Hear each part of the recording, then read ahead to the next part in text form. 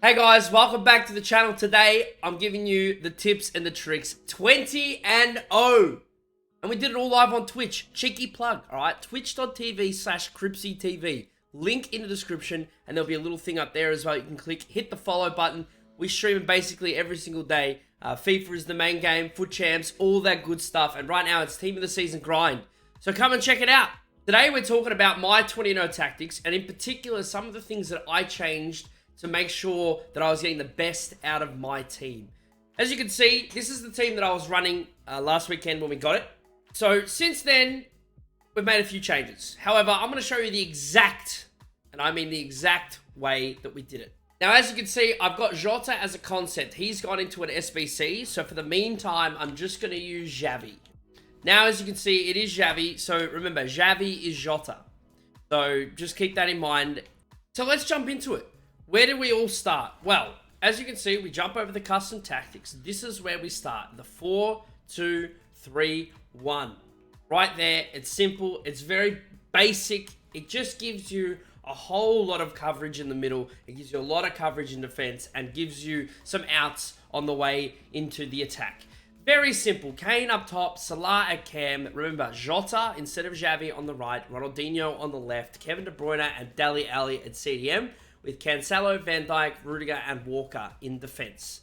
Stay central, getting behind. Stay forward for the cam. You've got balanced for your wingers, or your right attacking, or left attacking mid. You have, obviously, stay back while attacking, cut passing lanes for both, and cover center for both to give your back four some more protection, and stay back while attacking on both the fullbacks. Now, me personally, I will start in this formation. This is right here for me, my bread and butter. I've known this formation. I know it really well. I know how it plays. There's the tactics. My width is very narrow. A lot of people play narrow, so why not have a narrow width? For me, anywhere between 35 and 40 is great. That means your defenders are nice and tight. Your depth is all up to you. For me, as I have fast defenders, I am going to be rocking about the 40 to 45 depth. However, if you have slow defenders, drop that depth. They'll sit a bit deeper. You'll be a little bit more, I guess, prone to outside the foot finesse shots. However, you will actually see your slower defenders clogging up the space, which is probably a little bit easier as opposed to having balls going over their head and you not catching up. Fast build up for the counter attack helps out because you can catch your opponent sleeping in defense when they lose the ball.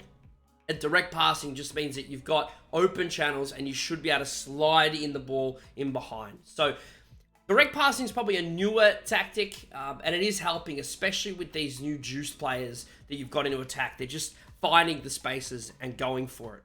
So what if things aren't going well? What if you've conceded? Maybe you've conceded 2. So you concede 1, you go, right, that's okay, a bit unlucky. You concede 2, you've got to make changes, especially in the first half. Things are not quite going your way. What are you going to do? This is where I like to go.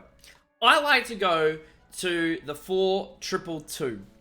And the beauty of the 4-2-2 is you've got the wide cams, you've got 2 strikers up top spreading the defense, and you've got your 2 CDMs still helping your defense with your 4 at the back. Now, here is the, again, instructions. Stay central, get in behind, stay central. Now, I like having one of my 2 strikers in this formation, not specifically trying to burn in behind, but more so just trying to be in the pockets of space. Maybe you can get a finesse shot off, or you can find that other pass in behind by dragging that other defender out.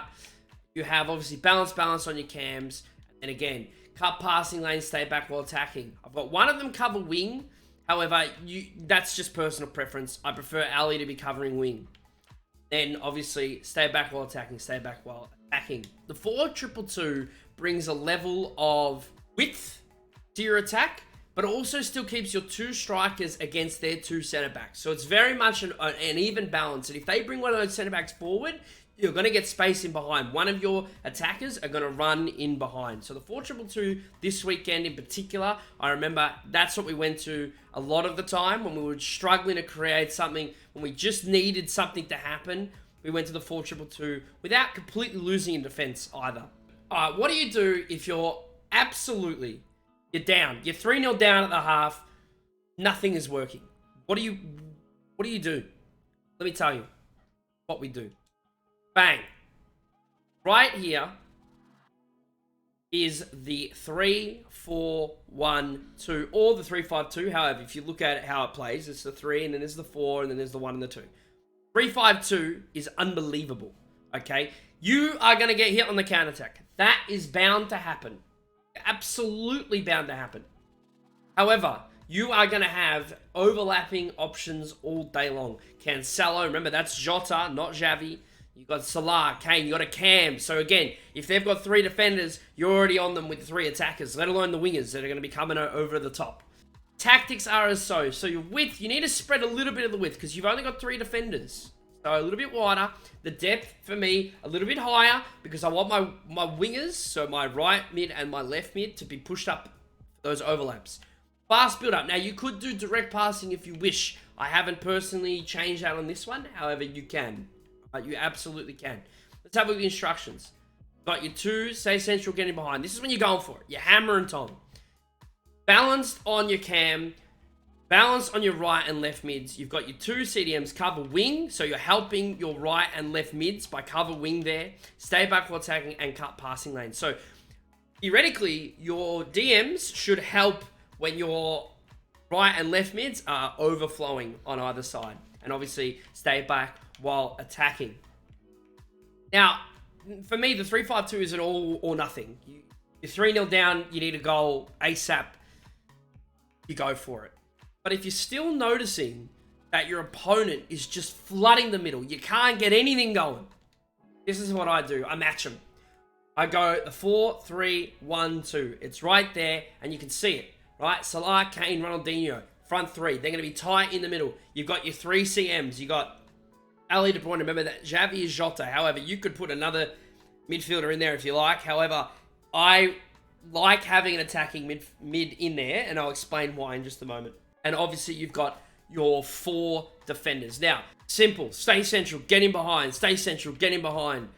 Stay forward. Right there. For your cam. Again, 3 forward at all times.